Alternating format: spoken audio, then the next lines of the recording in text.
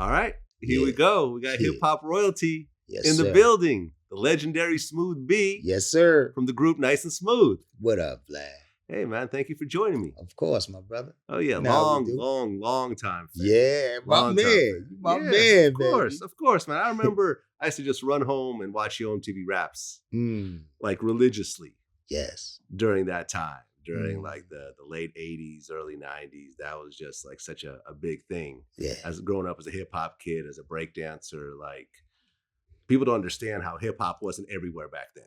Right. It was just a couple very small outlets. Exactly. One show on MTV, right. 1 hour a day, right. 5 days a week. Right. Nothing really on the radio. If you were really a fan, you had to really find it. Exactly. Yep. You had to know where to look. Isn't it crazy how big it's gotten since then? Yo, bananas, man. Huge, dude. I knew it was on its way when I saw a commercial for Fruity Pebbles and they had Fred and Barty was Run DMC. I said, all right, we're on our way. Yeah, I feel you. Yeah. Well, this is your first time here, so let's start from the beginning. Yes. So you grew up in the Bronx? Yes. Okay. What was the Bronx back then? What was it like? The 70s? Oh, okay. Let me tell you. The Bronx back then was like, kind of like Beirut, damn near. You know, a lot of abandoned buildings. There were community centers and stuff, but you know, that was the main thing, trying to get your kids from a parental standpoint. My parents were trying to get me in like the boys club. Like I was a part of the cadet corps. You know, there was different things that they wanted you just had to, you know, and there was a lot of, you know, schools were different, of course, but it was more programs trying to reach the kids because it was hectic, man, you know, and yeah, like if anybody, now we have Google, you look up The Message, that video, The Message by Grandmaster Flash the Furious 5, that's how it looked. Yeah. Yeah, and then people like forget, because the Bronx is not great these days, but it's not like abandoned buildings, burnt out buildings. Like kids would just be playing in like rubble. And, we used to be flipping on dirty mattresses. My mom came downstairs, whipped the shit out of me. Like, boy, what are you doing? I'm like, it's like a trampoline. The ghetto trampoline. You know, she was like, boy, I'll beat boy. Yeah, because remember there was the blackout that happened. Woo! You remember that? Yo, what? I was a little kid. I'm glad you said that. Was amazing. I went with my mom. I lived on Townsend Avenue. People know the Bronx. I lived on Townsend Avenue, and that's like it's like southeast, you know, and it's near the Grand Concourse, Mount Eden. Anyway, my mom took me to the Chinese restaurant. I'll never forget it. And we got some food, and when we came back in the house, all the lights went out. So we just thought it was something, you know, they'll come back on. And then next thing you know, they didn't come back on.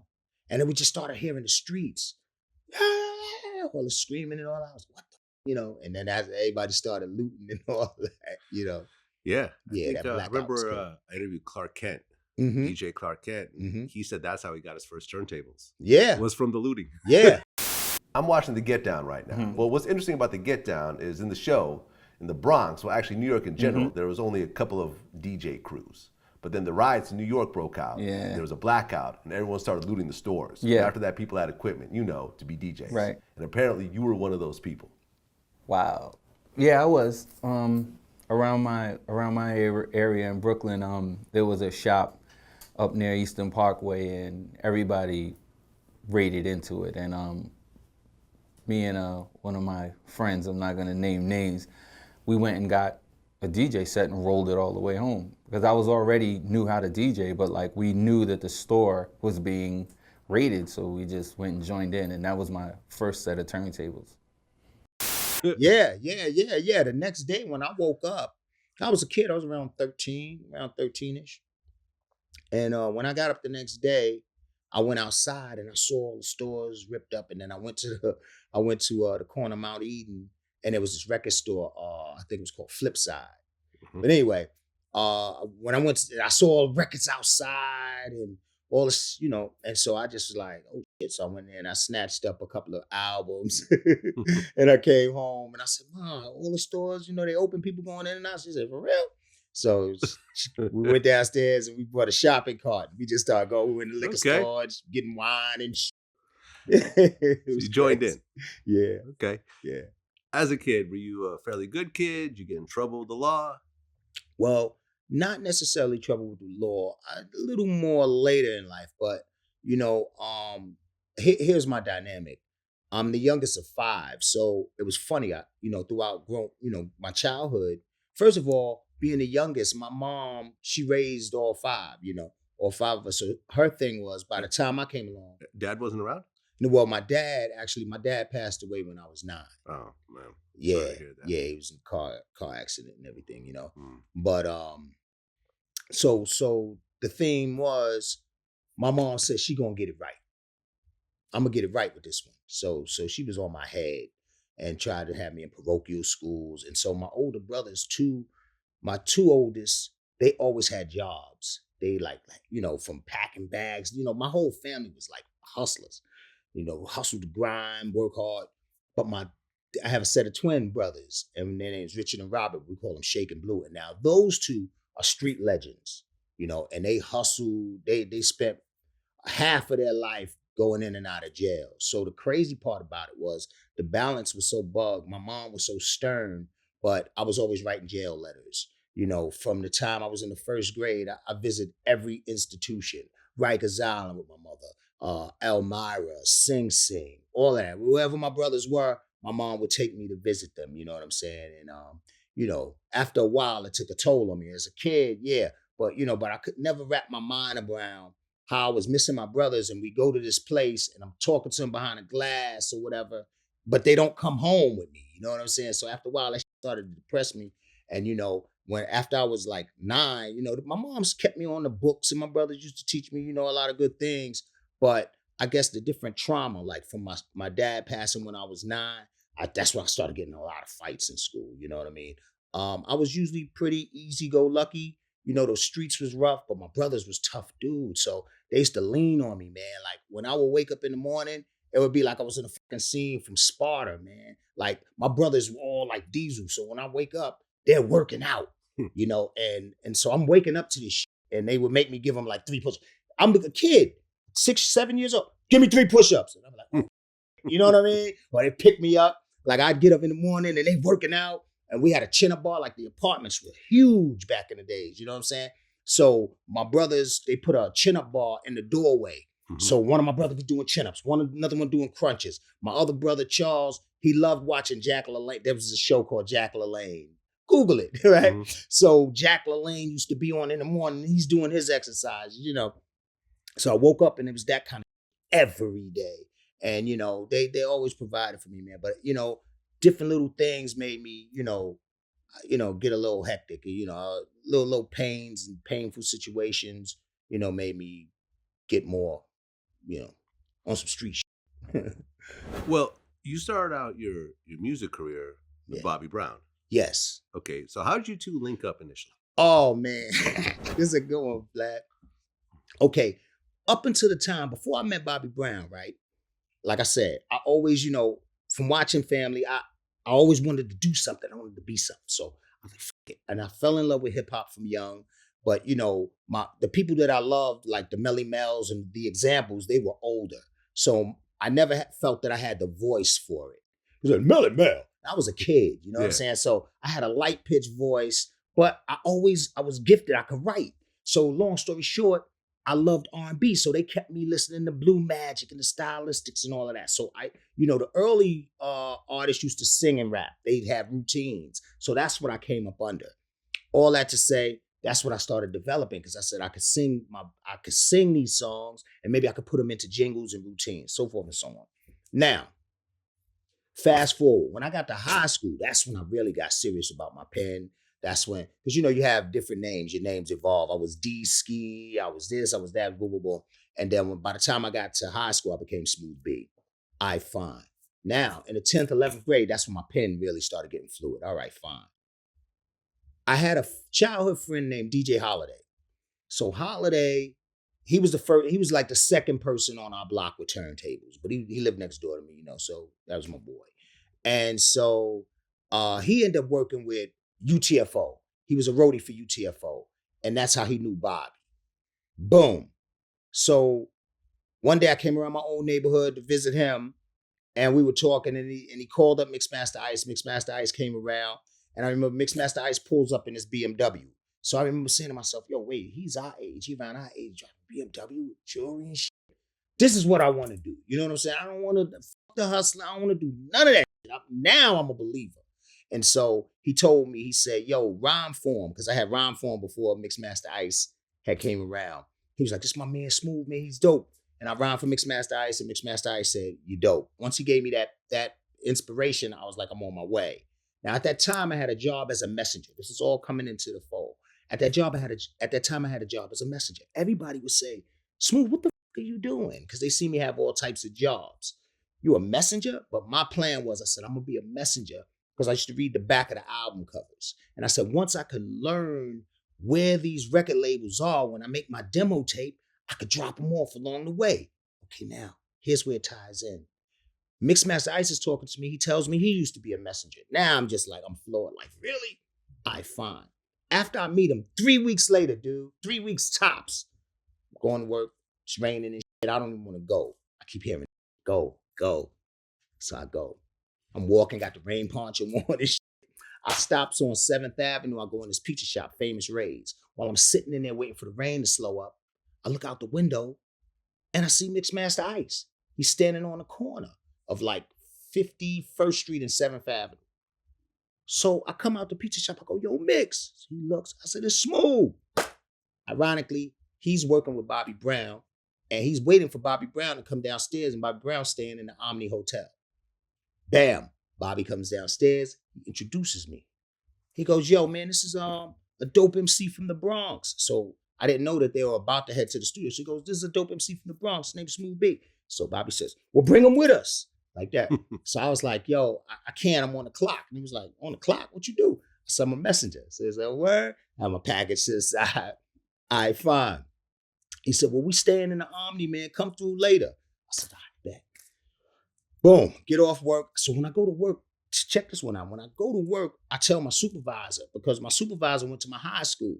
So he was like 2 years older than me. So he graduated before me, but they used to see me rhyming, and I had my little rhyme crew and all of that. So he was the one, I ran into him, and he was like, I was looking for a job right on 42nd Street. I went to this temp agency. I was trying to look for a job, and I see him. His name is Michael White. And I was like, yo, Mike, what's up? He was like, yo, D, what's up, man? I was chilling. He said, you still doing your music? I said, yeah, man. I said, I'm trying to find a job. He said, you want to be a messenger? I was like, yeah. So he's the one that gave me the job. So when I went back to work, I told him, I said, I met Bobby Brown just now. He said, yeah. I said, yeah, they was going to the studio, but he was like, so why you ain't go? I said, how the fuck I'm gonna go, man? I'm on the clock. He was like, yo, they invite you to the studio, go, man. I said, well, I might go tomorrow. So he was like, yo, D, that's your shot. I want to see you win. He said, if they invite you to the studio again, you just call me, let me know, and I'll punch you in as if you were here. Bam. And so that's how it started. The next day, so that night I called him up. Got off work, I went home. So I called Bobby. And he picks up, and I'm like, yo, it's Smooth. And he was like, Smooth. I was like, yo, I met you earlier with Mixmaster Ice. He said, from the Bronx. So I said, yeah. So deep part was, on my way home, I brought me some smoke. I bought some skunk weed. So I'm twisting up my joint, and I don't know them. You know, to me then, they're new edition. So I'm like, they probably don't smoke weed, and this is my shit. So I smoked some weed, put the Visine in my eyes and shit. I said, let me call these dudes. I call him, he pick up the phone, long story short. He's like, yeah, from the Bronx. I said, yeah. He said, where you at? I said, I'm in the Bronx. He said, you coming through? I said, yeah. He said, you could do me a favor? He said, what? He said, you could bring me some weed? I said, bet. So then that was another little step. And then, boom, got down to the hotel. We started kicking it and shit. And I'm sitting there, sitting in the Omni. So when I get there, it's just Bobby and a couple other people. And then Red Alert comes through the door. And I'm like, oh shit, Red Alert. I'm sitting there. A few minutes later, LL walks through the door. Now, LL is heavy. He in his splendor. He got the jewels on his. Oh shit, LL. So I'm sitting there. I'm just being cool, And the next thing you know, Mixmaster Ice comes in. So when Mixmaster comes through the door, I feel more comfortable because at least I know him. So I'm like, yo, what up, Mix? He's like, oh, Smooth, you made it. And I was like, yeah. And he's like, did you rhyme for him? I was like, nah. So he's like, rhyme. So Bobby had this big ass box, and he had all these, well, it wasn't 40s out yet. It was quarts. He had quarter OE. I said, oh, he a real one. So I started rhyming, so forth and so on. He heard me rhyming. Like after about 3 rhymes, LL and, Red, they was just chilling, checking me out. I got into my 3rd, 4th rhyme. They started smiling. I said, oh, yeah, they digging me. I started spitting, going, turn it up. And then Bobby pulled me to the side. He said, you got a producer? Back then, I didn't even know what a producer did. I was like, no, I don't have no producer. She's like, I'm going to be your producer. You know what I'm saying? So after that, boom, boom, boom, I ended up going in the studio with him. I wrote all on the first album, his first album, every rap on the first album I wrote. And then that's my brother. So we became comrades, man. I went on the road with him. I ended up being a background singer for him. When he started the Don't Be Cruel album, the Gumby haircut, that was my idea. You know what I'm saying? I took him to get the Gumby and all of that, man. And I traveled around the world with him, man. I saw a lot of shit, And yeah. Well, the first album, Bobby Brown's first album, King of the Stage. Yes. Did okay. Yeah. But Don't Be Cruel. Yeah. Went 7 times platinum. Yeah. 7 times platinum. Yeah. That's like My Prerogative and of course Don't Be Cruel and Every Little Step I Make and all that. All that. You wrote on that album too? Well, that album I only got a chance to write on My Prerogative. Okay. So I wrote the bridge on My Prerogative, that the part. Don't get me wrong, I'm really not suit. Ego trips is not my thing. Yeah. Okay. So I got a piece of that. Yeah. Too bad you didn't get more on that. Woo! You feel me? I know. And see, at that time, that's when I put a lot of folk. That's when I was forming Nice and Smooth. You were on tour with Bobby. Yes. Okay. Now, as the biopics come out, right. Later on, the New Edition biopic right. and the Bobby Brown biopic. Right. I mean, Bobby was somewhat of a maniac. Yeah. What was the craziest thing that you saw? Ooh, damn. The craziest thing I saw him do? Oh, man. It's kind of difficult to say. But I've seen Bob do so much. Like what? Okay. I'll do the simplest. The simplest was like broads. Like, to me, you got to understand, you see a lot of shit. And when you think you've seen something until you attach fame to it. You think you live life until you attach fame to it. So it multiplies.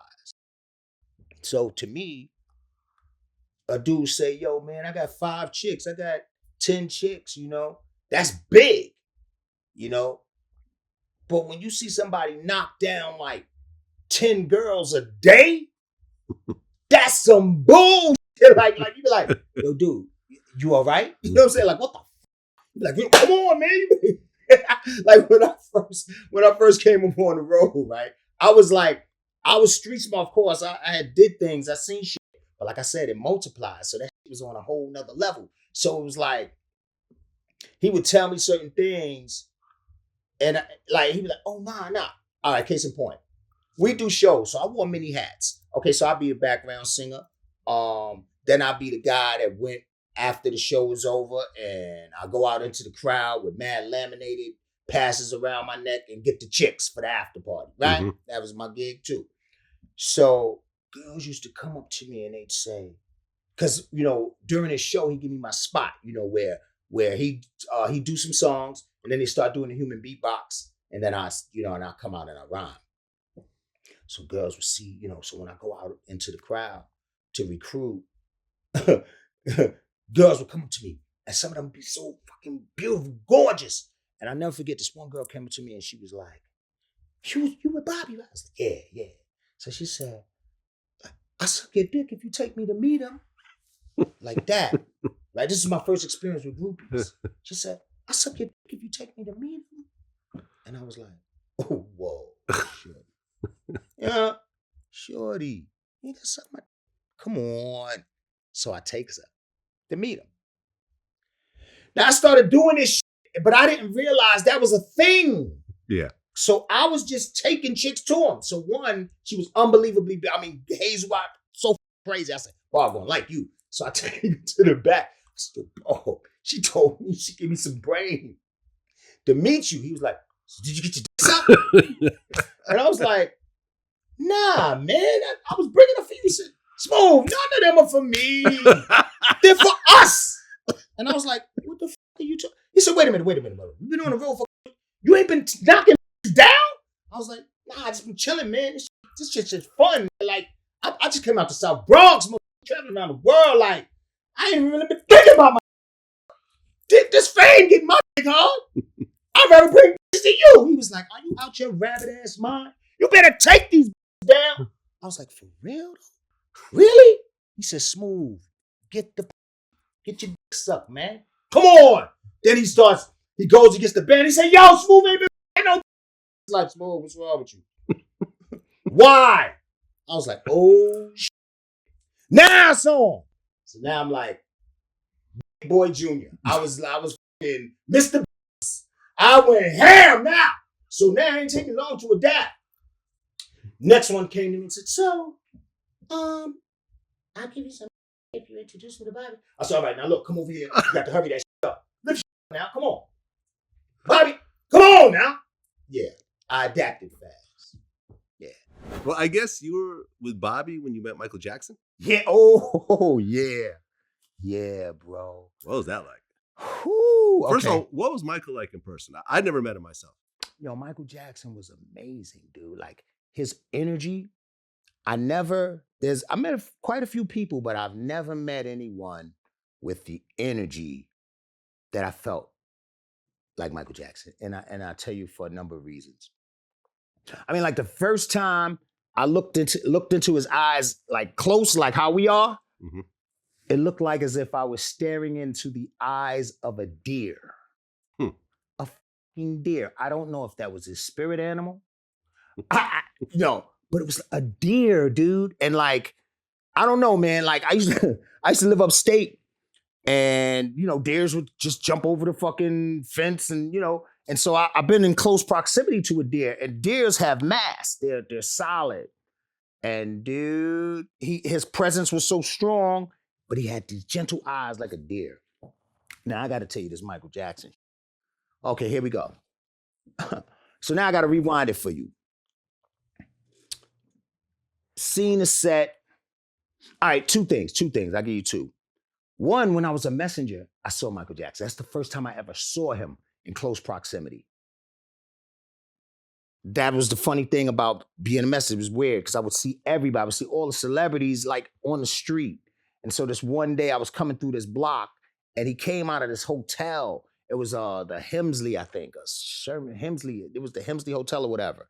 But it was so crazy. He had on the bad suit with the buckles and shit. It was in 87. It was right. So when he walks out of the front of the hotel, and it was all these people, it was not a lot of people, maybe like 20 people that I guess knew that he was coming out. So as I was walking down the street with my package, I see all these signs, we love you, Mike, and hearts and shit. So I'm like, Mike, the fuck is this? And then as soon as I walked up by the front of the hotel, he comes out with the bad suit and shit on. And the shit was just crazy. It was so telepathic. I'm looking at him, and this van pulls up out of the little parking driveway. He jumped in the van, but he looked at me. And I was like, oh, shit. I did like this. I put my hand on my heart, and he put his hand over his heart. I was like, oh, shit. Fucking Mike, right? So that was my first little inkling right there. I'm like, I'm on my way. Because mind you, all this time, I'm not out yet. Now, when I actually meet him, I'm with Bobby. But I'm out now. So Nice and Smooth, look, Sometimes I'm Slow just went platinum. So we lit. It's a little fame thing. And one thing, once that fame hit, it seemed like every time I was with Bobby, it was just some magnetic, like we was magnets. We wouldn't even be trying. We could be, like to this day, we mad, we chilling, laid back family. But if I get with this motherfucker, it's a turn up situation. It always turns into a party. Bobby Brown, Michael Jackson. Okay, the scene, I believe it was either the MTV Awards or the American Music Awards. It was one of them. So whenever Bobby came into New York, he would call me. So he calls me up. He's like, yo, Smooth, I'm in the Four Seasons Hotel. Come down and, fuck with me. I'm like, word? He said, yeah, nigga, come on. It's lit down here. It's lit, whatever the word was. Everything is up. So I'm like, okay. So he said, come to the restaurant. Come to the restaurant. I said, okay. So this was the Four Seasons down on the east side. So I comes down to Four Seasons. I get to the restaurant area. I see Bobby sitting at the table, entourage.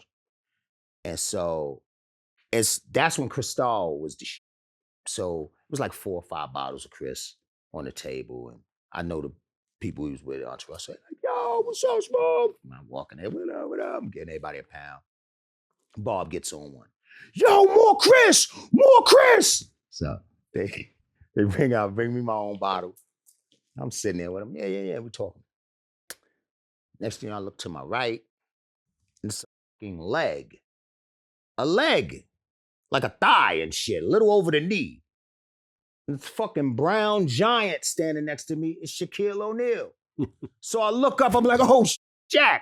So like when I looked, I saw his leg, I heard, yo, what up, Bobby? Like that, right? So I look up, I was like, oh, Shaq. So he like, Shaq. And so he's like, you see Smooth? And he's like, hey, what up, Smooth? He give me a pound. So I'm like, oh, what up, Shaq? So we bugging. Boom. A few minutes later, Wesley Snipes comes in. Yo! Right? Now, I know Wesley from high school in the Bronx uptown. So now he comes in. This is Blade Wesley, you know? Yeah! So now we bugging. Everybody drinking. So we got this little section. It's like 3-4 tables in our little jump off. Now it's Shaq and his crew he's with. Wesley. Then Holly Berry comes up in there. Now the bottles is just flowing. Everything is like, woo, it's a party. So now, Bobby starts singing. He starts singing some shit. I don't know what he's singing. He's singing. He's going into his motherfucker. Yeah. So now, I chime in the motherfucker. What's come over me? I start singing some stylistic shit. But we fucked up. We drunk. I thought I heard you speak. They're like, yeah, that's my shit. So everybody start fucking singing. Shaq starts singing his favorite shit. Whatever. So everybody's a party. We going crazy, right? So next thing you know, Bobby slides over to me with a sly grin. He goes, yo, Smooth, come here upstairs right quick. So I was like, all right. I go with him upstairs. I kind of could feel what it's about. So we get upstairs, go in his suite, walk in there. He got a briefcase on the dresser. So he opens the briefcase, pops it open, pulls out a Ziploc bag of what I like to call nose jumper. Bunny. Shit that had you hopping. Wall crawler. Spider-Man. Cocaine. So he starts breaking it up. Now that's a party. We start doing some line. Ooh. Ooh. Another one. Next thing you know, I start hearing boom, boom, boom, boom, boom, boom, boom, boom. Boom, boom, right? Now, no music is playing. This is TV. Boom, boom, boom, boom, boom, boom, boom, boom, boom, boom, boom. Then I bust out. I've got sunshine on a cloudy day. Now Bobby goes, when it's cold outside, I've got the month of May.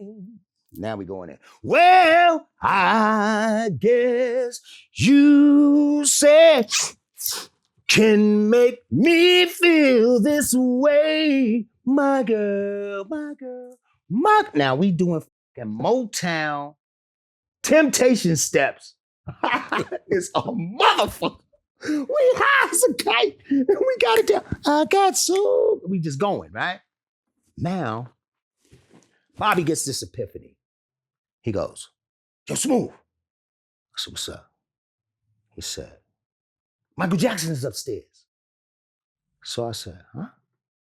Now, I know, I met everybody. I met Michael Jackson, I met Prince with Bobby, you know what I'm saying? So I know he know all of them, love them, and, you know, so forth and so on.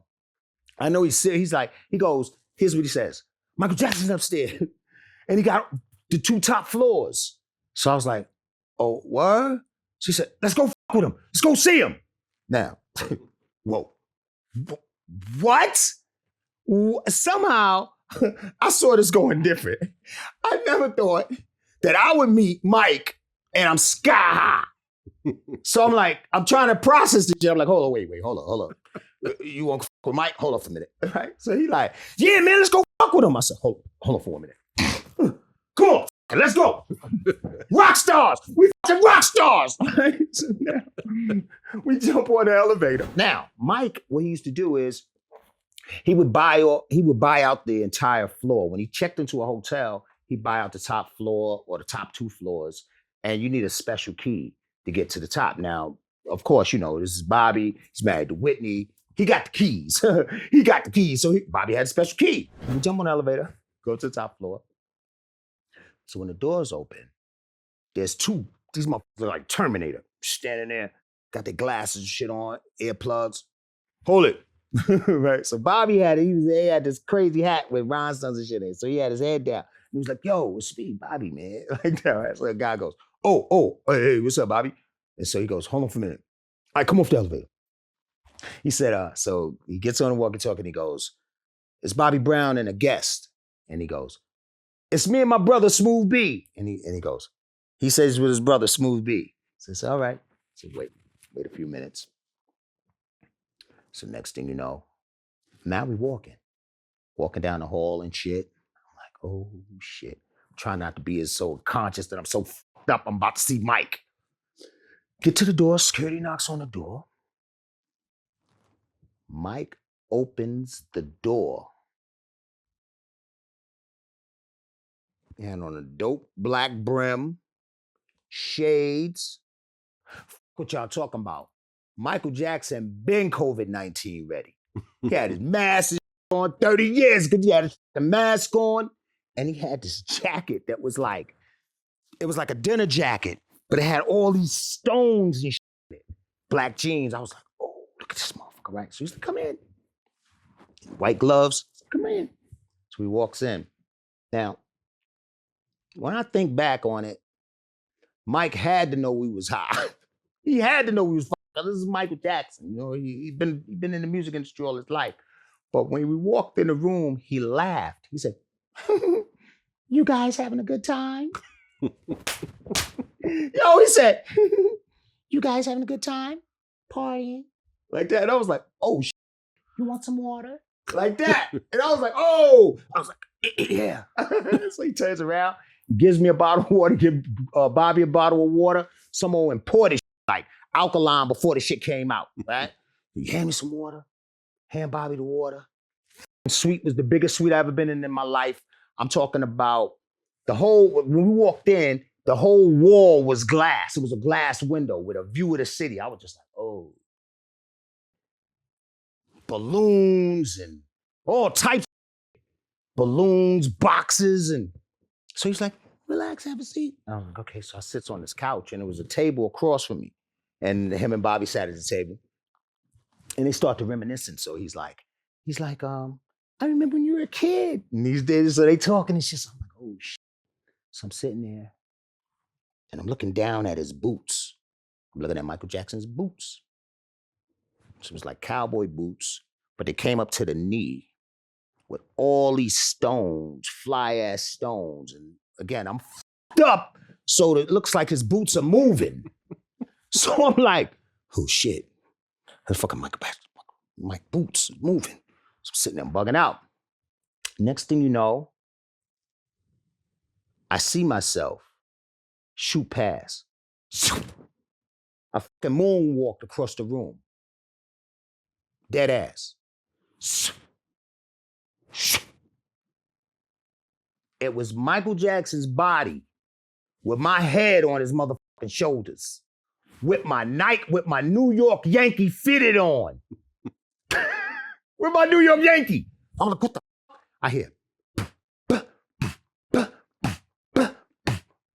Boom, boom, boom, boom, boom, boom, boom, boom, boom, boom. Oh shit. Now, I'm in concert with me. I come back. I'm singing to myself. She was more like a beauty queen. I'm like, yo, what? Wait, hold up. What's happening? Spinning up on the toes, the whole. I'm like, oh, crazy. So next thing you know, do a dance on the floor. It's going. It's concert. It's Motown 25 in my mind. Next thing you know, I look and I see Bobby talking, but he's like looking in my direction. And I see his mouth moving and shit, but I don't hear what he says. So I'm like, what? So he goes, he's telling Mike, he going, yo, this is Smooth B, you know, and at the time, Mike had did the deal with Sony. That's what it was. Mike had did the deal with Sony, and we were on Def Jam. So Def Jam had got bought out by Sony. You know, Columbia got bought out, so forth and so on. So he's explaining to him who I am. And he's going, he's Smooth B of the group, Nice and Smooth. And you know, they're on Def Jam. So he says, yeah, oh, Nice and Smooth, I know you guys. Like that, right? So I'm like, whoa. So he goes, I know you guys. He said, so you're Smooth, huh? And I said, yeah. He said, you are Smooth. You have a nice voice. Like that. And I was like, oh. See, they talked for a few more seconds, and then I hear. I swear.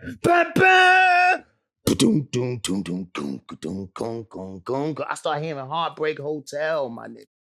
So I'm sitting there like, oh, this is crazy. Make it stop. Somebody make it stop. So now I'm chilling. A few minutes later, he goes, okay, guys. He goes, okay, guys, I'm getting ready to retire for the evening. And so, you know, he gets up.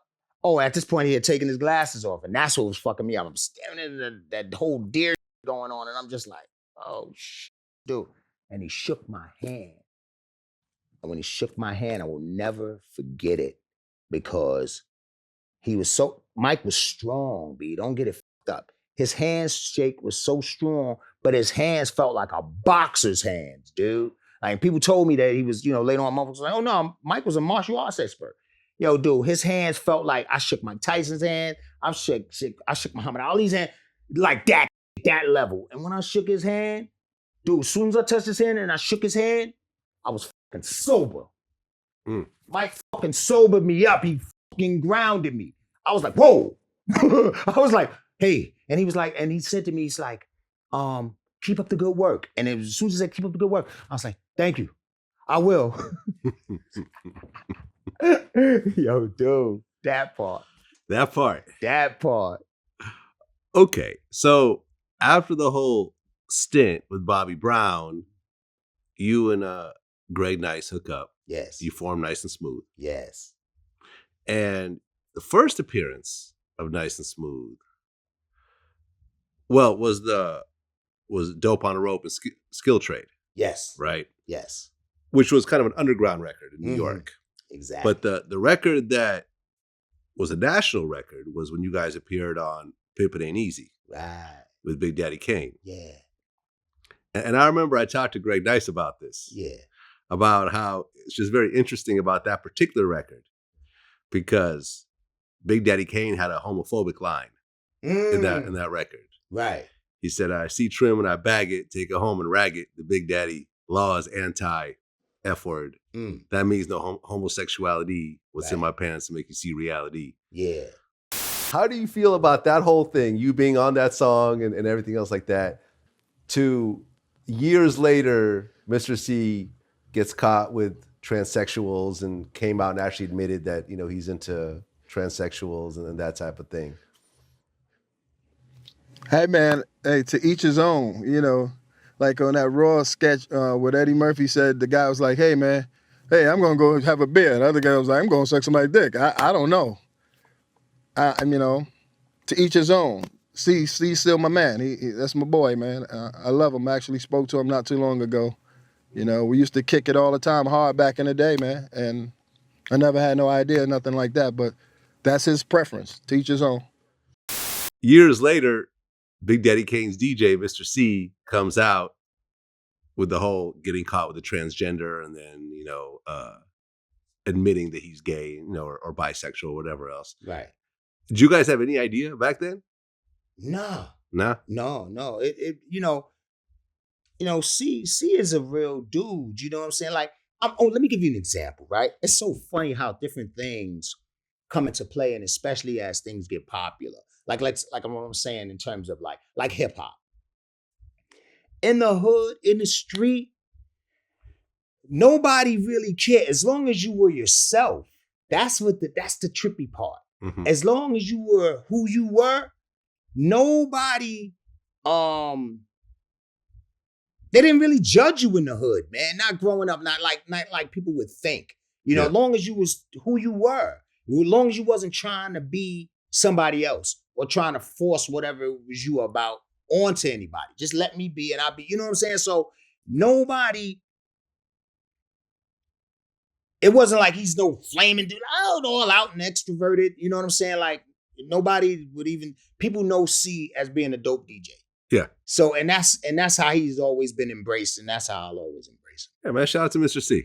Shout out to Mr. C. He That's living my his brother. Yeah, he living his, you know, his truth these days. Hey, you know, man. if that makes him happy. Yeah. It is what it is. Come on, man. So you guys dropped your first album, Yes. Nice and Smooth. Yes. The self-titled album. Yeah. Funky for You was the single on it. Yes. It got to number 8 on the rap charts. Yeah. But then the second album, Ain't a Damn Thing Changed. Yeah. That was the big one. Right. And I remember I got introduced to you guys with Hip Hop Junkies, which you just knew that it was a hit. Yeah. As soon as you heard it. Yeah. Yeah. Great song. Thank you. Hip hop classic. Yes. You guys sampled, was it Partridge Family? Yeah, Partridge Family. Yeah. Yeah, man. Yeah. And then as I was researching this morning, I found there's a Spanish version of that song. Yes. Yes. Yes. And let me tell you, listening, like I remember listening to Greg Nice's part, and it seemed like he didn't even try to really go Spanish. Like half of it was in English. Right. It was one of the poorest translated songs that I ever heard in terms of like the actual translation part. Yeah, man. Yeah. Half the words were in English and everything else like that. But it just showed how big the song was. Yo, I'm telling you. No one had made a Spanish version of a rap song before. And that was pre reggaeton and all that. Yeah, and all that. Let me tell you something. I got a new song called Before right now. And I did that in Spanish. Woo! I'm going to shoot that to you too, Vlad. Okay, no, I heard it. You heard it. So I don't know if you heard the Spanish version. No. I heard the, where you use the Elton John hook. Yeah. You know what I'm saying? Right. But the thing is, that's what I always wanted to do. I always wanted to do songs in different languages. You know what I'm saying? So when Greg and I would get together and we throw around different ideas, I was like, yo, dude, I always want to do shit in different languages. He's like, word, that'd be dope. And so that's how we used to, balance it out. Either one of us come up with a dope idea, whatever. But I take that seriously. So like on before, I'm like, ya lo ves que tú me quedas azul. Bese ayer, necesito tu luz. Pasan los años, sigo contando. Hoy me levanto y no estás a mi lado. When I was young, you know what I'm saying? Shit like that. Yeah. Well, Hip Hop Junkies. Yeah.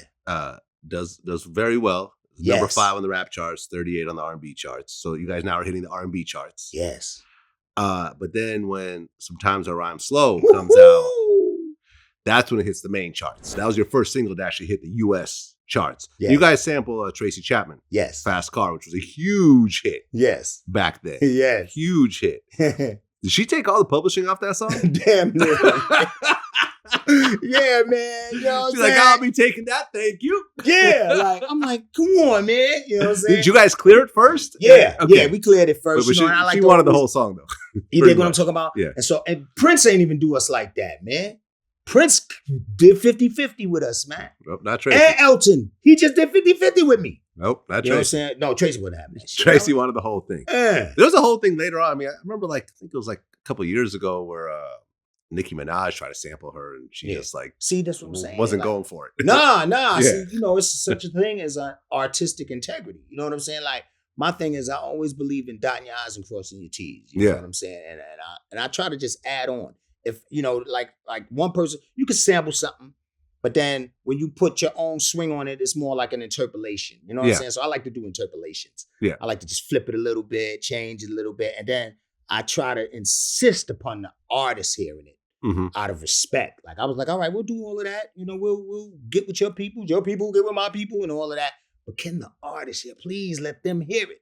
Yeah. Usually when they hear it, they make the decision. Yeah. Well, so now you have a hit song under your belt. Yes, sir. And then about a year later, 92, you guys show up on Gang Starr's album for Dwick. Yes. Which was one of Gang Starr's best songs ever. Yeah. And there's always been theories about what that word means. But I guess it doesn't really mean anything. Well, no, it does have a meaning. Does it? Let me tell you. Like, we made the word itself up. And then since then, people created an acronym, which is cool. Right. But it wasn't an acronym. Because I guess people are saying it's do what you can, kid. Or, right. I've heard that. But that's not. But that wasn't what it originally was. It was what it was that, you know how we used to do jokes back in the days in the hood. Yeah. And we're like, you say something that sounds like something. Yo, man, over there. And then you're like, what? My dick. Like that. So then we was like, you know, so like we used to always say, my dick, right? And then after a while, we just start going, like that. So it was like, yo, let's make a song and call it Dwick. That's what we did. But it was all capital letters. That's why people thought it was an acronym. Yes. Great song, by the way. And then you had that line, I left my Philly at home. Do you have another? I want to get blooded, my brother. Which ended up getting sampled by Total Devastation. Yeah. For, was it Many Clouds of Smoke? Mm-hmm. Yep. Yeah. Great song, man. Thank you. Great song. You guys, sound so well together because really you guys are very different sounding.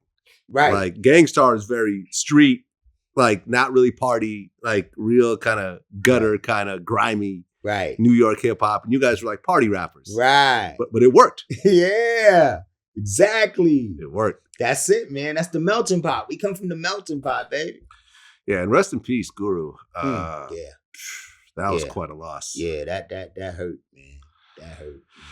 Yeah, so young. He was, man. Maybe 40 or something when he died? Yeah, something like that. Sad. Yeah, man. Okay, so then the third album, Jewel of the Nile. Yes. That had the single Old to the New. Mm-hmm. Didn't do as well as the previous album. Right. Then the fourth album, Blazing Hot. Had the song Blazing Hot that hit the rap charts, but once again, it didn't hit the levels of the second album. Yeah. Did you guys break up after that?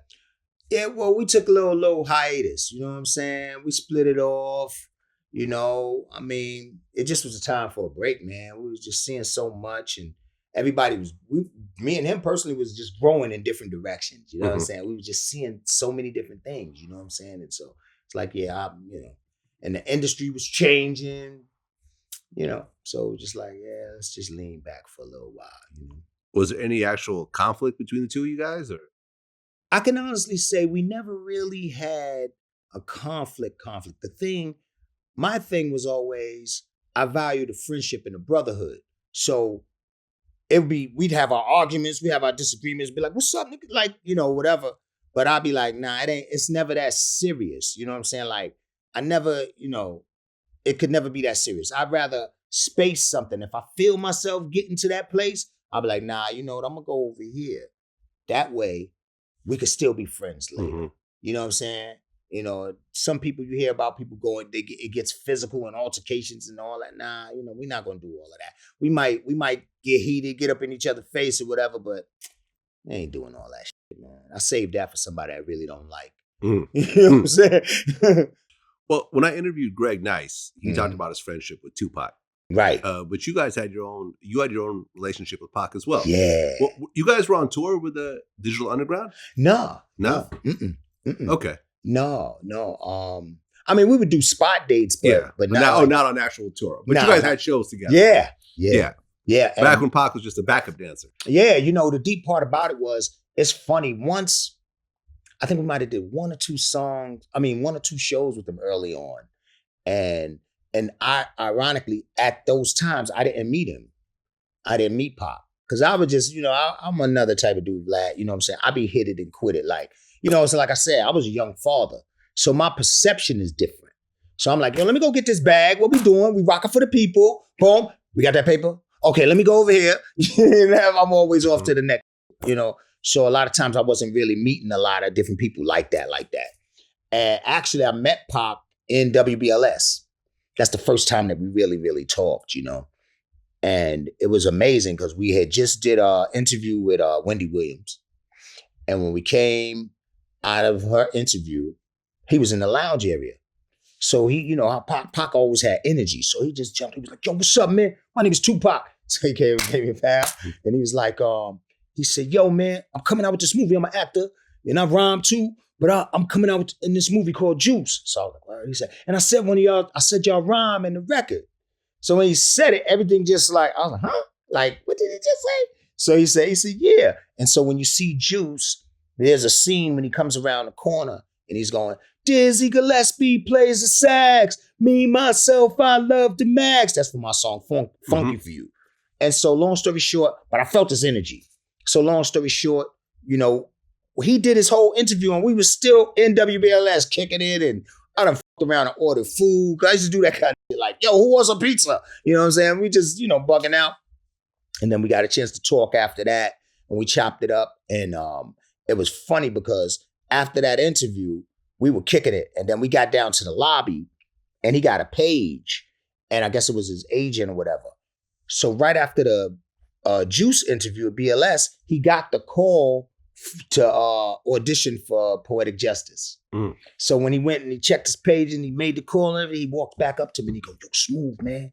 He said, I just got a call for audition with Janet Jackson. And I was like, word? He was like, yo, hope I get that. You know what I'm saying? I was like, you gonna get it? You gonna get it? You know what I'm saying? Boom, boom, boom. And then one thing led to another. We always stayed in contact, and then we just developed friendships, and then we just had some times with Pac, man. Well, great times. Weren't you there when that brawl happened? Was it the Comedy Store in L.A.? Yep. With Treach? Yeah. Pac and was it the Rolling 60s? Yeah.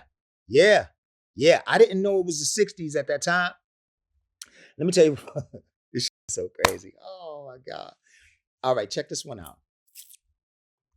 Shout out to Treach. I love Treach. Like, this shit is so crazy. Like, I had another separate relationship with Treach too, right? So by the time him and Pac clicked, it was just like, it was one happy family. So they were like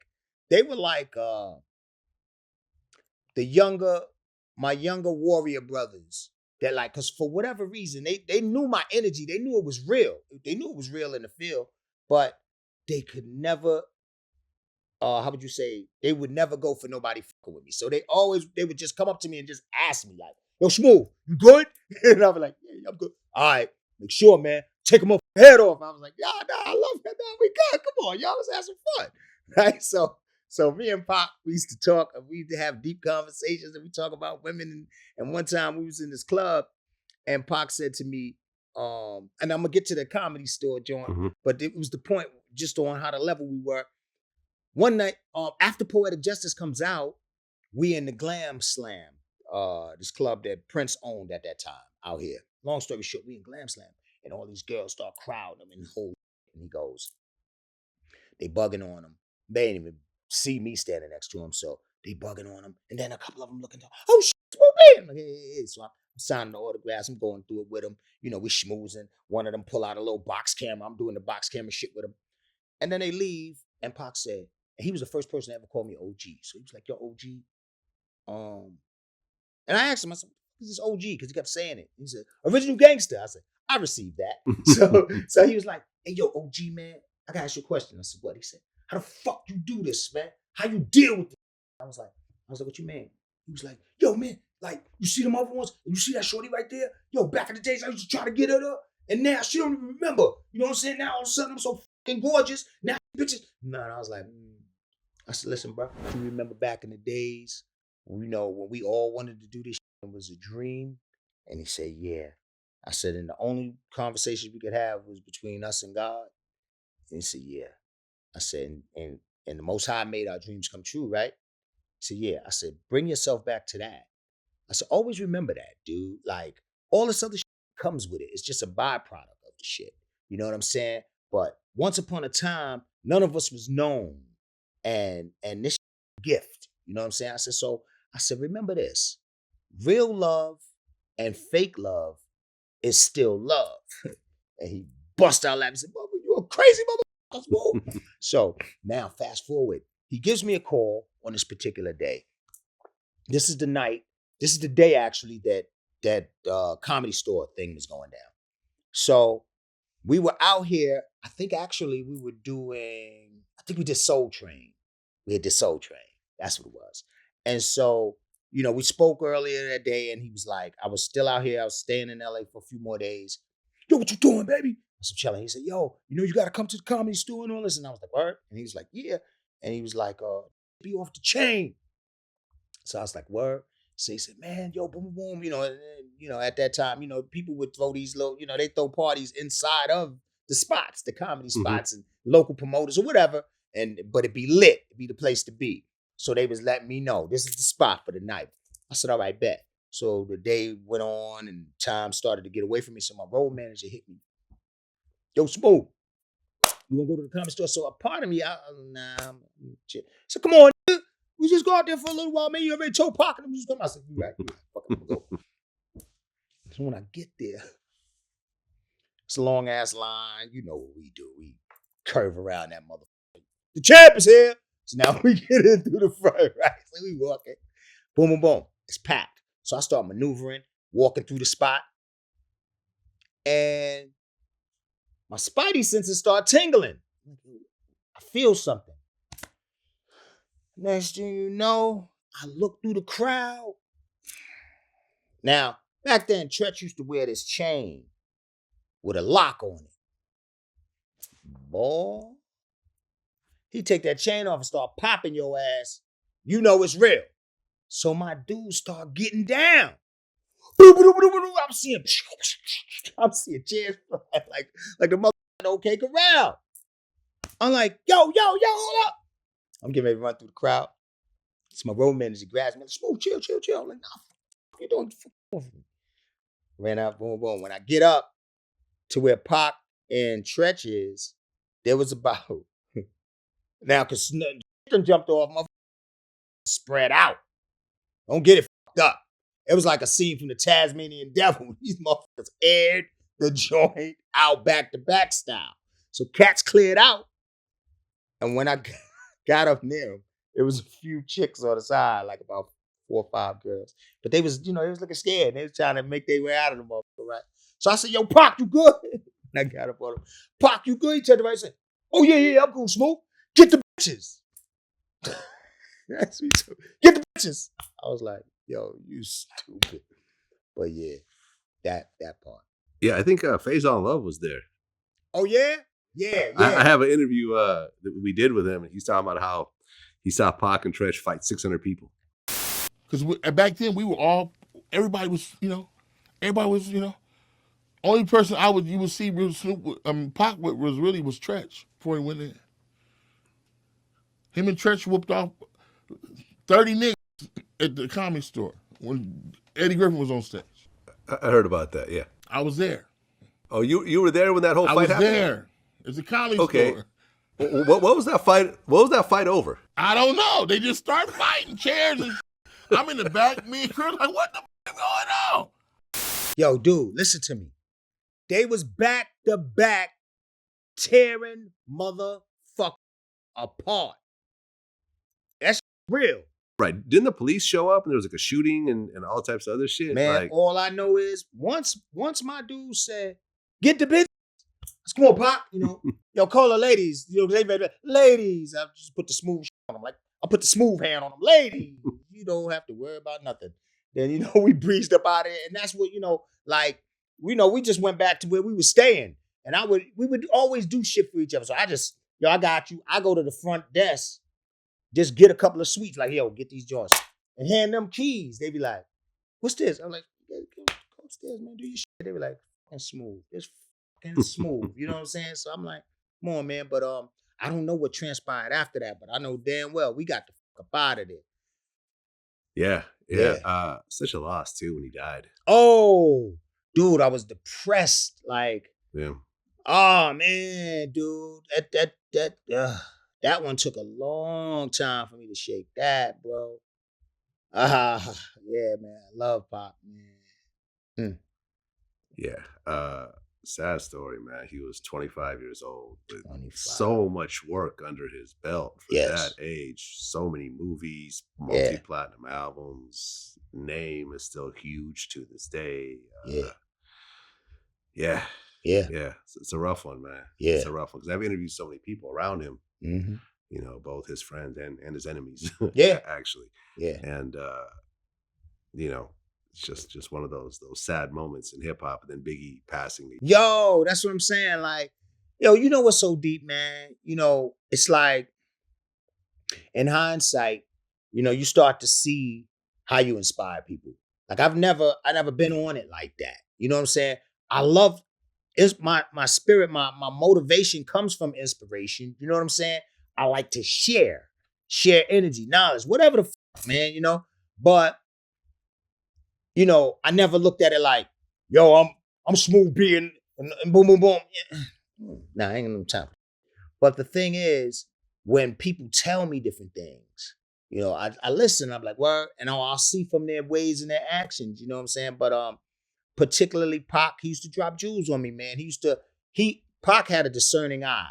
He could see what the average person couldn't see. And he'd tell you specifically spot on what it was about.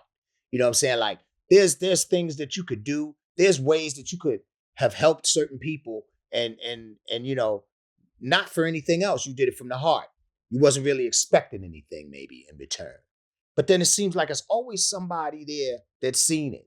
And how weird would that be if that person just came out of nowhere and said, I see what you did that time.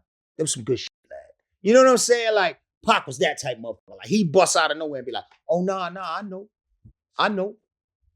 who you are. You know? Yeah, I mean, when you go back and listen to Pac's catalog, like the shit talking about is happening right now. Yeah. With all the riots and the police and the civil unrest and the shootings, like, that's all throughout Pac's catalog. Yeah. Like, literally. Like, you're listening to it like he recorded it, you know, last month. Right. Yeah. Yeah. Very, he is, you know, he definitely predicted a lot of things. Well, because, I mean, it was cyclical. Right. Things that were happening back then continue to happen. It was never fixed. Right. You know, here we are in 2020 with the riots and the George Floyd situation and everything. And it's like, just go through Pac's catalog. Yep. If you want a soundtrack for that. There you go. Yeah. That part. Yeah. That part. You met Mike Tyson too. Oh, yeah. Any crazy stories? Oh, yeah, I got a couple. Oh, man, I'll give you a quick Mike joint. So, Mike Tyson, first of all, I'm a huge boxing fan. You know, I got boxers in my family, the whole shit. I love boxing. I can't even fuck. I mean, so when Mike Tyson explodes on the scene, I'm so much a huge Mike Tyson fan that it's like I'm memorizing his combinations. You know what I'm saying? You hit him with two lefts in you know what I'm saying? And then later on, as I got to know him, we used to have this type of conversation. Oh, when you hit him with that overhand right, that shit was crazy, Mike. And he just laughed like, fuck this move. You know what I'm saying? So, but let me tell you how I first met him. I met Mike Tyson in the hallway of Madison Square Garden, Felford. Okay. So I got to start. Let me start the story from its beginning. I'm around hanging with Eric Sermon, right? Because this is the only way we're going to get this story right. I'm hanging out with Eric Sermon. At that time, Eric Sermon was dating this girl that I grew up with, lived on my block. I won't say her name because she don't want no fame. But, you know, so this one morning he calls me and he goes, yo, Smooth, what you doing, man? I'm on the block. And I was like, word. And it's like 10 o'clock in the morning. Yo, what you doing? I'm on the block. I just left baby girl house. So I was like, word. I said, all right, come to the crib. So he comes to my crib. He's like, let's go get something to eat. So I said, all right, back. So we eat. So he's like, yo, why did you come with me out to Long Island? Because he live in Long Island. Why did you come with me out to Long Island? So I said, all right, bet. So he had the new Benz, the sedan, mean shit. So we bouncing. I'm playing new shit for him. Yo, check this joint out. We playing songs and we having fun. We go out to his crib in Long Island. We chilling. We kicking it. Now, the day before, now that night was Bobby Brown. It was the New Edition concert because at that time, Bobby was opening for New Edition. So it was Bobby Brown. It was New Edition, Bobby Brown, and Albie Shore. I find in Madison Square Garden. So now we out in Long Island, we kicking it. So one thing leads to another, and Eric Sermon cousin comes over, and he's like, "Yo, man, you know it's the New Edition concert or whatever." He's talking to Eric, and I'm like, "Oh yeah, no, I'm going to that tonight." So you go, "What? Oh, you going? You got tickets?" And I was like, I said, "Nah." I said, Bob is my man. He said, "Yo, Smooth, no, for real? You really know Bobby Brown? Cause people told me you know Bobby Brown, but I don't fucking believe it. You really know him?" I said, "Yo, Bobby is my man, son." He was like, "You bullshit." I said, "All right, listen. Matter of fact, hold on, fuck that. Call a hotel right now." So I call a hotel. Bobby's brother, Tommy, picks up. Bobby was at sound check. So I'm like, "What's going on?" He was like, "Yo, Smooth, today is a crazy day, boom, boom, boom, but meet us at the Garden." He says, "So, who you coming with? You coming?" I said, "Of course, I'm coming to the show." So he was like, "Who you coming with?" I said, "I'm gonna bring Eric Sermon with me." Like that. So then he goes, so Eric is on the side. He goes, "Yo, to move in my cousin. So I said, "Yeah, well, two of us, me, Eric, and his cousin." So he said, "All right, I have 3 tickets for you at the will call. You know what I'm saying? You go by security. You have 3 tickets and 3 backstage passes." Fine. So all day, Eric, he still can't believe it. Like, fuck, that's Smooth. I didn't know you knew Bobby Brown. Because he loved Bobby Brown, he loved New Edition. Fine. We get to the Garden. So I walk up. I get the tickets. I get the 3 backstage passes. And so now, I'm seasoned with this ticket backstage pass. So when I get the backstage passes, I put one on. I'm like, "Here, put this shit on now." And I put one on his cousin. I got the 3 tickets in my hand. I'm about to sell them. So I'm like, looking around. So I see these girls. So I was like, they look like they wish they asses could get in. So I roll up on them. I said, "Excuse me, y'all got tickets?" And they were like, "No." I said, "Give me $100 each." So it was like, $100? You got $100. "You got 50? So it was like, "Yeah." I said, "Give me $50 each." So they give me $50. I said, "All right, enjoy yourself." Come on, y'all. So we get up in there. Oh, man. So we get upstairs. When we get upstairs, it's like a hallway where all the dressing rooms are. You know what I'm saying? So basically, celebrities line up in the hallways. So we there, we chilling. Eric B walks up. Shout out to Eric B. So he come through. Eric B is in his paid in full splendor. He got big crazy ass chains on. Eric used to walk and shit be jingling. Shit like that, right? So Eric walks up. "What up, E? What up, Smoke? Give me a pound." Boom. Bam. Next thing you know, Eric Sermon's cousin goes, "Yo, Smooth, you know Eric B?" I said, "Yeah, that's my man." He said, "You think you'll take a picture with me?" I said, "Sure." I said, "Yo, E, you take a picture with me?" He said, "Yeah." So my man had his little box camera. I take the picture. "Thanks, Smooth, man, thanks." So now, so Tisha Campbell walks up, right?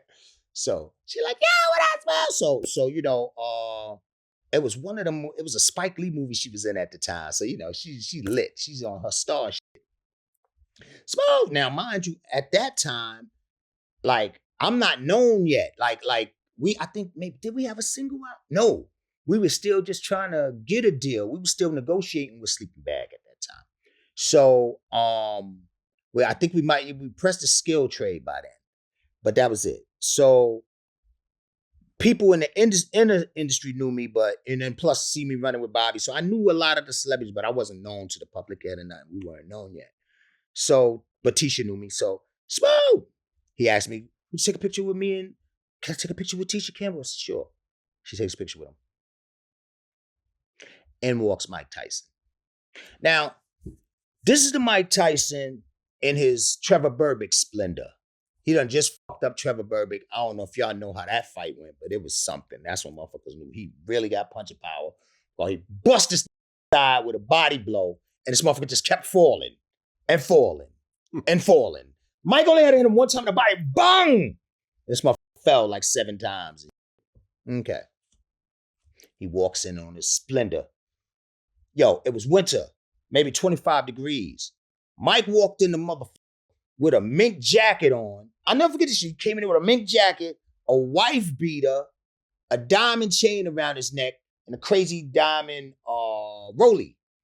But the mink was open, like I'm not cold, you know what I'm saying? So he was on his swole shit. So I'm just checking out like, yo, look at the champ, fucking Mike. And I'm sitting there and I'm seeing his fights. That's how my shit to get vivid. I'm just sitting there like, Mike. So here go Eric. Eric's Sherman cousin comes up. Yo, you know Mike Tyson? I said, nah, I don't know Mike Tyson. You think he'll take a picture with me? I was like, fuck it, man, maybe, you know what I'm saying? Ask him, man. So he gives me the camera. I'm holding the camera. He walks over and he speaks to Mike and he goes, would you take a picture with me? Mike nods. Yeah, come on, man. I don't know where these two broads came from. They were like heavy-set chicks and they just crashed the picture. So they flanked Mike on both sides. Boom! Mike in the middle. My man off to the side. So they throw their arms around him. Mike! And so he's like, all right, all right. So they people was taking the picture. So I'm standing there just waiting because I know I'm trying to wait till the girls get out of the picture so he could get his personal picture with Mike. I just didn't snap it. I'm trying to wait. So, but I'm watching Mike and he looked like he getting fucking frustrated because they on him. They hugging him and talking and he's like, all right. He's like, he looked like, come on, report me, you big ass. So next thing you know, Mike blanks on me. I'm standing there with the camera. I'm just waiting. He go, hey, yo, man, you want to take a picture of what? Yo.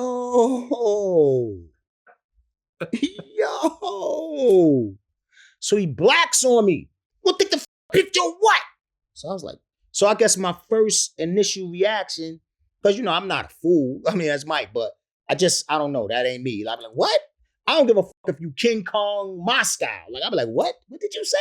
So when he said, you gonna take the picture of what? I said, what? He was like, what? I was like, what, motherfucker? So he moved the and he get ready to come out, put hands on me. Right? So I was like, Now, in a matter of seconds, all these thoughts are running through my mind. Okay, here's the point. I'm saying to myself, this is one of my heroes. This blacking on me over a fucking picture. So now, as he moves the girls and he just ready to approach me, homeboy steps a little bit towards me. And I was like, here, man, take your fucking camera. So when I take the fucking camera, I'm maneuvering because my street instincts is like, don't let Mike get up on you because he a little off. So I'm maneuvering. Hey, man, take your fucking camera, man. I'm still standing there. So Mike standing there, he looking at me. When he look at my man, he realized it was a camera thing and, he ain't really studying it. Now, the flip side to that is that I really had to use wisdom. One, I ain't nobody with Mike, but at the same time, I just happen to like it's in my upbringing, bro. I know some serious motherfuckers, you know what I'm saying? Like really love me, you know what I'm saying? So I'm like, as all of this is running through my mind, I was like, Mike hits me and I live. This is not gonna end well. Oh, how the fuck is this about to happen? So I'm like, nah, I hope he don't. I'm saying to myself, I hope he don't hit me for more than one reason. Because if I live, this motherfucker's there for me that don't give a fuck who nobody is. So I was just like, oh God. So I swallowed shit. I go my way. He go his way. Fuck Mike now. I'm like, fuck you and your camera. Stay away from me, you little motherfucker. I'm mad, right? So now I go to the dressing room. Bobby's ready to perform. Bobby comes out and he tears it down. So at that time, Mike and Albie Short is really, really tight. So I don't know all this. I'll find all this out later. So he didn't really come near with Bobby. He came to with Al. Bobby tore the motherfucker down so crazy, and he did something very magnificent that night because he invited all the rappers. Because everybody from New York, like Rakim was there, Cool G Rap, Big Daddy Kane, like everybody damn near, Just Ice. Everybody that made a record came because people would, they love Bobby. And also I was giving them that New York swag, that pen. So they was like, everybody was respecting me. Like, they didn't know I was writing for them, but they was like, Bobby could rap. You know what I'm saying? So they all, so every rapper that was somebody, LL was there, everybody was there. So he invited everybody on the stage and motherfuckers started spitting. So everybody giving up some 16s and shit. So I'm standing there. rhyming. Now motherfuckers, this is the stage of this is the garden stage. The motherfuckers is doing their best shit. So I'm like, can I get the fucking mic? So I'm sitting there. So I look at Bob at one point because Bob is in his splendor. He's zoning like, yeah. And then he look and I see him. He look over at me and he's like, oh, shit. So I think it was G-Rap was the last one. So as G-Rap is winding down, Bobby dips over by him. He grabs the mic and he passes it to me. He put his arm around me. He was like, hey, yo, y'all. He said, this is my new MC from the Bronx, Smooth B. Get him, Smooth. And he started doing the beatbox. I went into some 100 bars. I'm like, argh! I was rhyming for my life. I was like, at one point, my fucking eyes was closed. I was, next thing you know, I heard him screaming. I was like, oh, shit, I'm getting him. Boom. I looked to the left. Mike Tyson was just standing there looking at me. I was like, oh, shit. I bet. So I guess maybe in his mind, like, oh, shit, I almost knocked out a rapper. So boom. So that was the first one. After that, it just became a snowball effect. Every time I turned around, I'd be running in the mic. So now after that, I used to get my hair cut in Harlem. Actually, this spot Denny Mo's, and he's Greg's brother. And he used to keep us laced up. And he was the first person that started doing the designs in people's hair, in New York. So he used to put music notes in my hair, and he used to write Smooth B in my shit on the fade. So one day he laced me up, and it was right before, it was like maybe a month before we were about to do our first performance at the Apollo. So Dapper Dan was the man back then. So I was like, yo, we gotta get some fly Dapper Dan. So I had went through there and I saw Dap and I was like, how much you charge me, Dap? And I told him who we were and all of that. And he was like, yo, come back, I'll look out for you. So boom, I went back. And when I got there, he started measuring me. Now there's this shit, I gotta find it on the internet. I think it's called Planet Rock or something. And you would literally see me back in 1987 get measured by Dap, right? Because I didn't even know they was fucking filming it. But long story short, that day, I'm in there, they're measuring me for the outfit. Boom. And after they finish, Mike Tyson walks in. So this is right off of, you gonna take the picture what? So, I'm not gonna jar his memory. Mike don't know who the fuck I am. He ain't paying me no mind. So Mike walk up in there and he like, yo, what up, Dap? And Dap like, Mike, what you want, baby? And they start talking. So I'm just standing on the side. So he's like, he just looked at me. He's like, oh, you getting something made, baby? And I was like, yeah. So he was like, so he started looking at my hair. He was like, yo, that haircut is dope. And I was like, yo, thanks, man. So he's like, yo, you think you'll cut my hair? Where the barber at? So I said, hold on, let me call him. So I called Denny Mo. I called her shop. I'm like, yo, Mo, what you doing? He said, man, I'm pulling the gate down, Smooth, man. What the fuck? I said, no, come to Dapper Dan. Mike Tyson wants you to cut his hair. Like that, right? He's like, what? I said, yeah, you bullshit. I'm not bullshit. You want to talk to? That's the Mike. Yeah, could you cut my hair? I'm in Dapper Dan. So he's like, oh. So he gets there. He laces Mike up. Give Mike the crazy line, Caesar, bring the waves out. He laced Mike. So Mike was like, you want Mike this shit, man? Mike goes in his pocket, pull a big ass knot. I was like, damn, Denny Mo. I was like, I need PC, motherfucker. So now he hit him off. And then he became officially Mike's barber for years. So now time goes on. He's cutting Mike at his crib in Jersey, at his house and all of this. So that was a beautiful blessing. All right, fast forward. Now we making records. Our shit is bubbling. 91 goes by.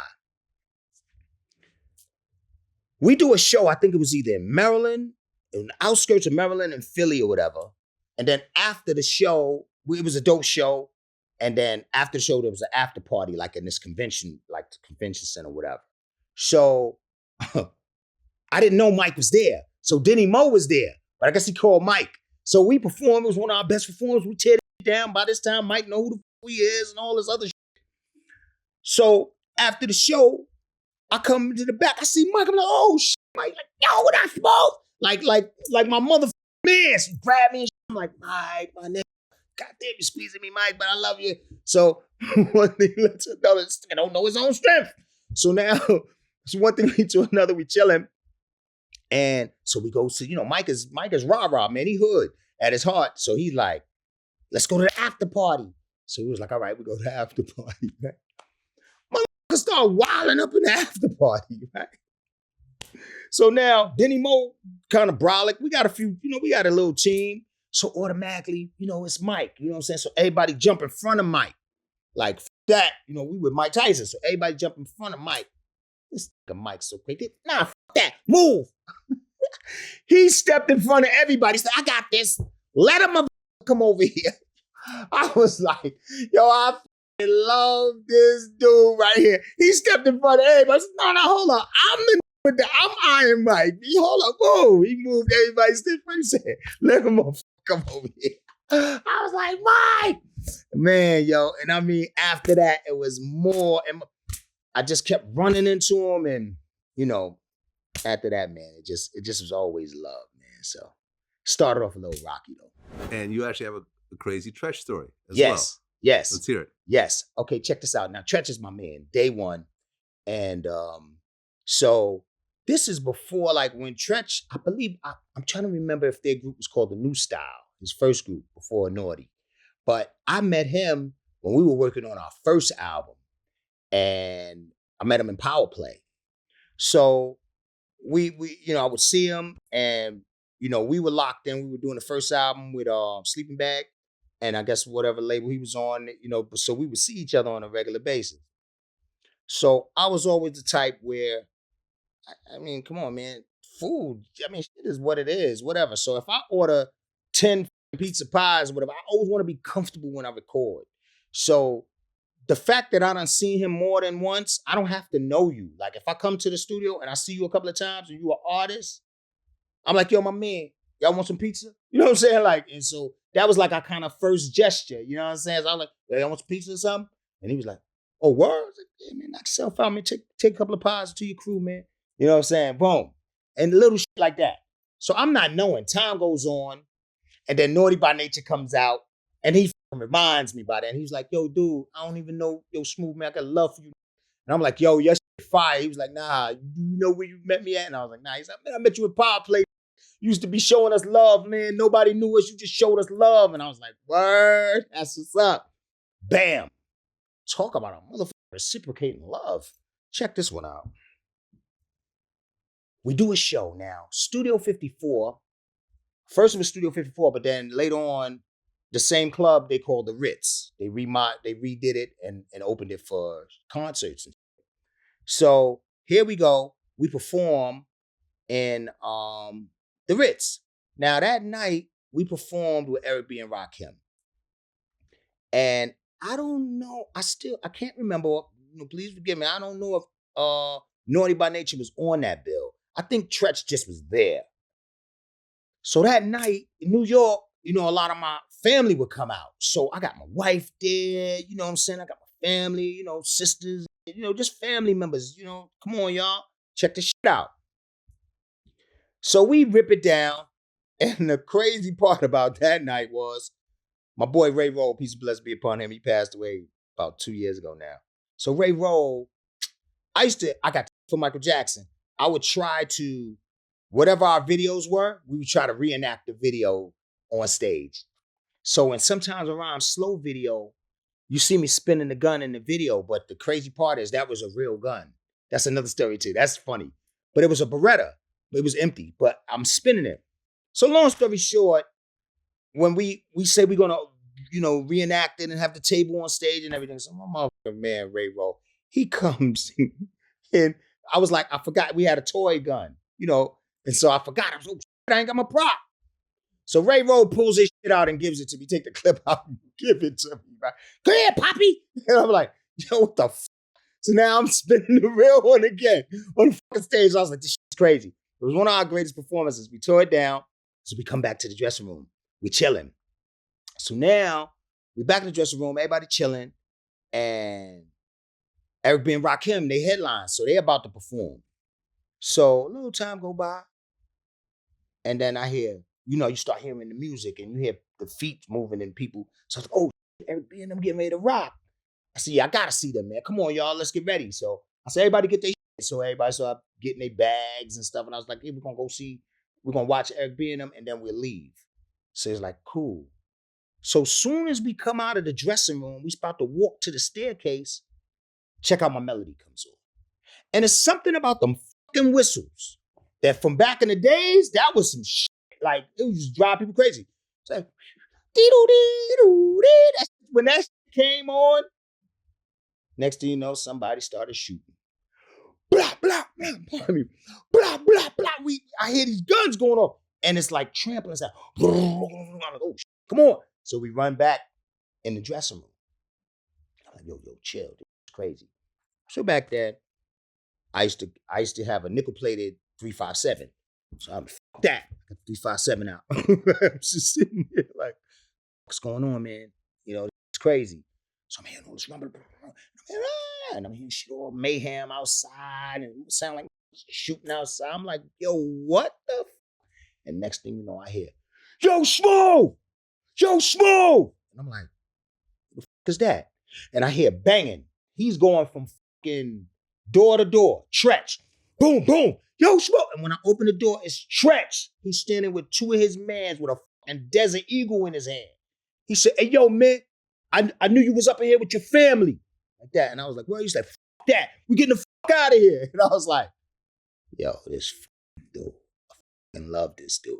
He's like, come on. And when he came to the door, I had my shit in my hand. So we all got close-knit and walked out that motherfucker with our joints at our sides together. You know what I'm saying? But he came back, man. You know, and that's just like one of many. I mean, he used to pop up like a phantom, man. I'll be out here, I'll be in West Coast. Treach just pull up. Yo! You know what I'm saying? Ever since he met my son, B, he will pop up on Mal like at unawares, like, you good, nephew? Like, he be like, yo, Pop, I saw a Treach, man. This motherfucker pulled up out of nowhere. I'm like, yeah, that's how that shit is. You know what I mean? Well, I love Treach. Well, Smooth B, man, hell of a history, you know, and especially you guys were part of a very key part of something called the golden age of hip hop. Yeah. Something that people still reference to this day. Yeah. You know, with classic songs, classic albums, you know, for people like myself who got to experience it as it was coming out, man, it was monumental. You know, go back and listen to Hip Hop Junkies and just the way y'all's lyrics hit the beat. Yeah. You know, that it was one of those kind of special moments. Thank you. You know, it was one of those where you knew it was a hit. Yeah. You know, it didn't have to grow on you. You Right. knew it as soon as you heard a song like that, man. Yes, sir. And man, you got a new project out, Yes, sir. new song out. Yes. We sample Elton John. Yeah. It's called Before, man. That Mhm. song right there, man, is a very special song, you know, for many reasons. And, you know, like, I don't like to play with it, man. You know, I'm always creating. My pen is fluid, but it has to be right. The time got to be right. I won't, you know, I wait until I know it. I feel it inside. And so now I'm ready to do my thing. So I'm just putting out bangers for y'all, man. I'm not around, bro. So yeah, Before is my new single. I got it in English and Spanish for y'all. And you know, the beautiful thing about it is I can't make this shit up. You know, in the last 2 months, I've been number 1 on 3 different charts, dog. Dope. You know, so I'm like, whoa, this gotta be the right time. You know what I'm saying? So, you know, blessing, man, to all. Shout out to all the DJs, everybody, man. Shout out to my brother, my business partner, Big Eye God. You know, and this is what we do, man. It's what it is, man. Yes, Wish you all the best. Thank you, my brother. Until next Thanks time. for having me. Yeah, player. Peace. Peace.